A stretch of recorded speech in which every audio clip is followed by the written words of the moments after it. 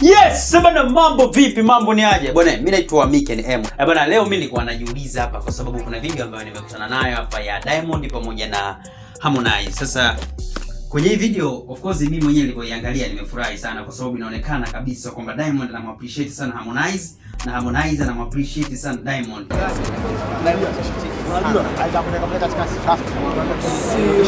Nikaja nikaangalia huyu ni Simba, alafu kashashuti kwenye maboti kwenye Nyamwezi kama go for all them back.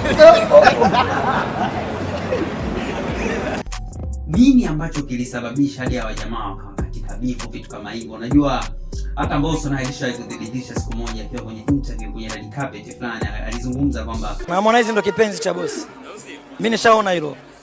Uliza hata sana. Harmonize ni msanii ambaye of course yuko vizuri sana. Diamond pia ni msanii ambaye of course yuko vizuri sana. Hata Diamond naye alishawahi kuonyesha indicator ama vitu fulani hivi kwamba anamappreciate sana Harmonize kipindi yupo WCB pale. Na naweza nikasema katika wasanii wangu ulikopo WCB usanii mwenye hela Harmonize. Katika wasanii wangu ulikopo WCB Harmonize ana riziki kubwa.